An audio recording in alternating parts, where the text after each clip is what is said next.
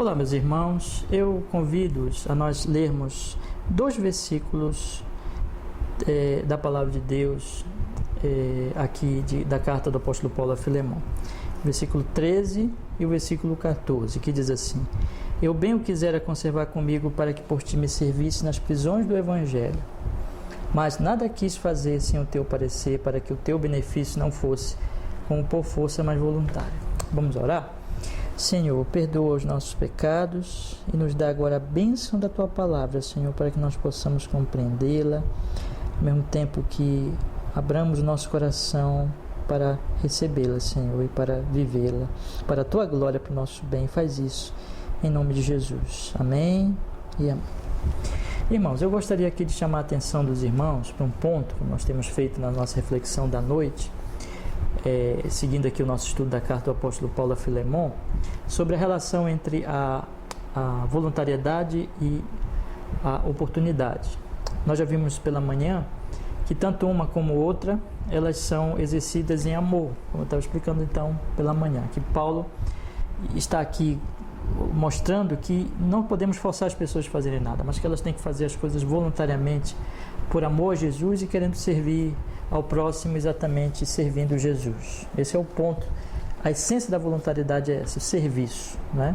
Serviço de amor a Deus, amando a Deus, servindo o próximo, amando a Deus. Então, essa é a essência realmente da voluntariedade cristã. Porém, essa voluntariedade, e esse ponto que eu quero destacar nesse momento, ela recebe uma influência da oportunidade, ou seja, aqui o texto deixa claro que Filemon, ele teria duas possibilidades aqui. Ou ele enviaria Onésimo, e vamos dizer assim, já para servir Paulo agora, mas com o consentimento mesmo de Filemon, e é isso que Paulo queria. Paulo não queria forçar nada, mas que Filemon fizesse isso livremente. Mas uma segunda possibilidade seria receber Filemon para sempre como irmão amado. E também Paulo coloca que isso é uma possibilidade, e talvez, e esse é o ponto aqui que ele põe, tudo isso tenha sido feito por Deus exatamente para que Filemon agisse assim, recebesse, perdoasse, estivesse com ele agora para sempre, depois de ter passado um tempo longe de Onésimo, porque Onésimo traiu, fugiu e assim por diante. Então, Paulo coloca essas duas opções, né? Então, nós podemos observar, e esse é o meu ponto, que a voluntariedade, ou seja, eu estar sempre disponível a honrar a Deus e a servir meus irmãos, honrando, glorificando, amando ao Senhor, ela está muito relacionada com as oportunidades que o Senhor dá em nossa volta, na sua providência, e de que essas coisas têm que ser avaliadas, exatamente por esse critério mais, vamos dizer assim, mais essencial da voluntariedade, ou seja, amar a Deus e servir ao próximo. E nunca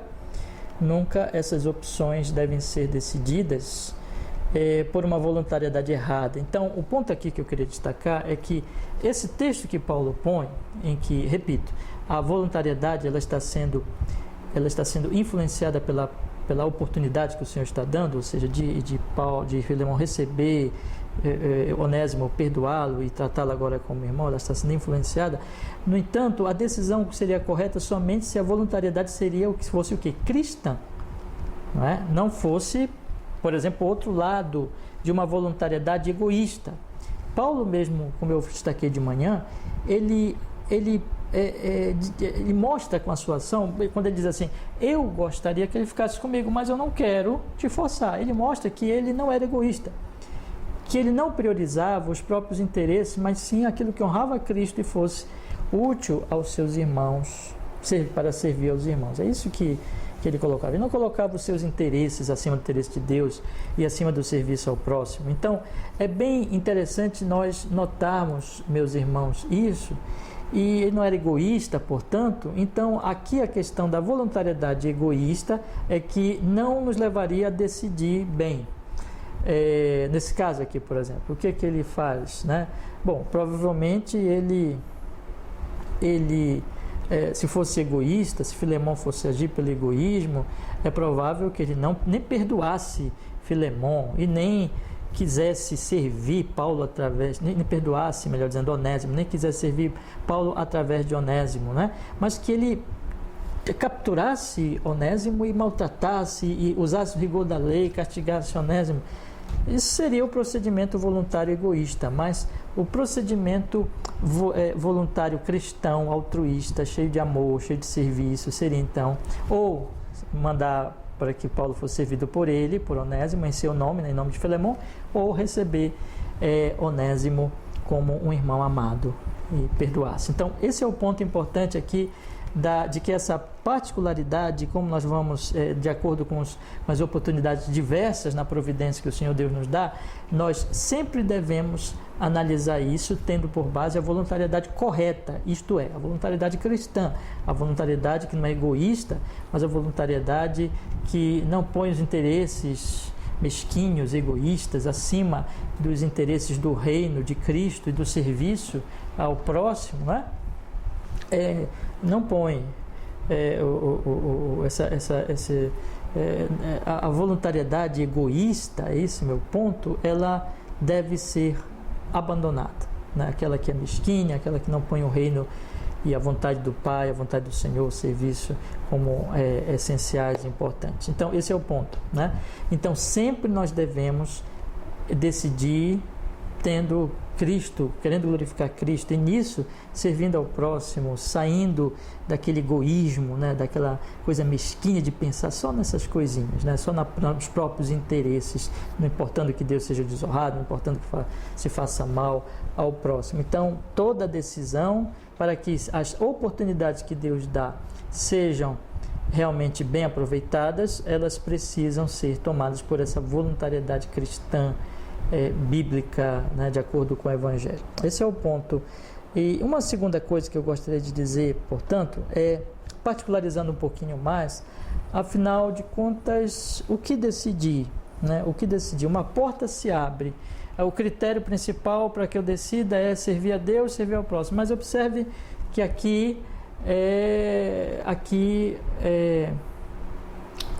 vamos dizer assim, existem duas opções de serviço. O Onésimo poderia servir em nome de Filemon, ou Onésimo poderia ser recebido por Filemon. Tanto uma coisa como outra, Filemon estaria servindo ao Senhor, certo? Estaria servindo também aos irmãos. Mas me parece, irmãos, que aqui Paulo, quando ele diz assim, não será, e todo o argumento de Paulo é que Onésimo seja recebido mesmo por Filemon. Né? Então, me parece que fica claro aqui que o que Paulo não quer realmente, ele está priorizando ser servido, ele não quer que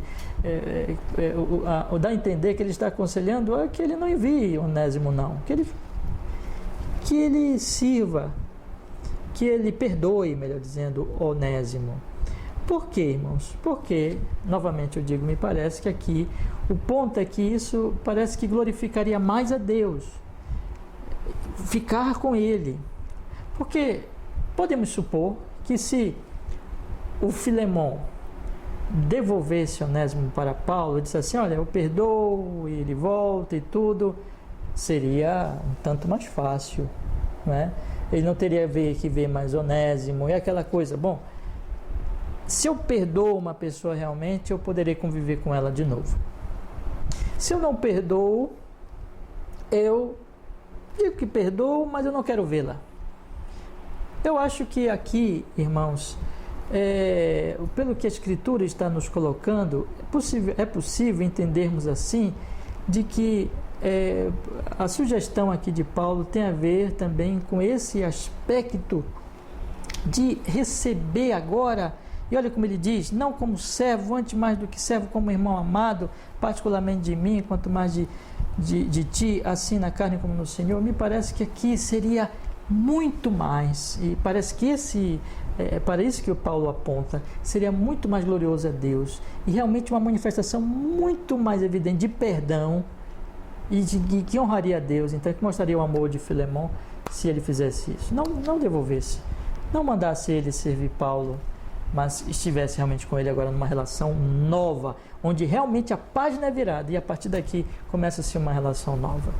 Então, o que eu quero dizer com isso, irmãos? É que nas oportunidades que o Senhor Deus nos dá, e que o Senhor Deus nos concede, nós devemos sempre colocar a voluntariedade cristã, que não é egoísta, que não pensa só em si mesmo de forma mesquinha e sem pensar no reino, sem pensar no próximo, mas honra a Deus e serve ao próximo. Então esse é o critério para aproveitarmos a oportunidade, ou seja, aproveitarmos a oportunidade para servir, mas quando há duas oportunidades tão também úteis, vamos dizer assim, aí o critério é, vamos escolher aquela que vai glorificar ainda mais a Deus na nossa avaliação. Conclusão: tudo que nós devemos fazer, nós devemos aproveitar todas as oportunidades de maneira a que Deus seja mais glorificado dentro da nossa avaliação, não pela nossa mente, evidentemente, mas pelos princípios das Escrituras, pelo aquilo que a Escritura tem nos ensinado. Eu creio que este é um bom caminho. Então, resumindo, meus irmãos, as oportunidades, qual a relação da voluntariedade com as oportunidades que Deus dá na providência, né? É que as oportunidades devem ser aproveitadas pela voluntariedade cristã que quer honrar a Deus servindo ao próximo, não é? E isso, em segundo lugar, quando há várias oportunidades boas para fazer isso, né? Escolhendo aquela de acordo com a palavra de Deus, com a orientação do Senhor, que seja realmente, que glorifique mais a Deus, que os princípios das Escrituras mostrem que glorifique mais ao Senhor. Eu penso que aqui é um caminho bastante seguro para as nossas decisões, aproveitando as oportunidades que o Senhor nos dá. Eu espero que esta reflexão lhe ajude a pensar, lhe edifique, lhe fortaleça e ajude a você a pensar, refletir e tomar decisões que cada vez mais glorifiquem ao Senhor em serviço ao próximo. Que Deus te abençoe. Vamos orar? Senhor, muito obrigado pela Tua palavra e que nos edifiques, que nos dê sabedoria para que possamos ser voluntários, cheios de amor, não egoístas, não mesquinhos, não priorizando nossos próprios interesses mesquinhos, mas sim aquilo que honra o Teu nome e é de serventia ao próximo, em glória ao Teu nome. E, Senhor nosso Deus, que assim nós possamos, Senhor, glorificar o Senhor, honrar o Senhor e também escolher bem entre aquilo que mais honra o Teu santo nome. Em Cristo Jesus nós oramos assim, nós agradecemos. Muito obrigado por tudo em Jesus. Amém e amém. Amém, meus irmãos, que a graça do Senhor Jesus, o amor de Deus Pai, a comunhão, a consolação do Espírito seja com todos os meus irmãos hoje e sempre. Que Deus abençoe você. Até, irmãos.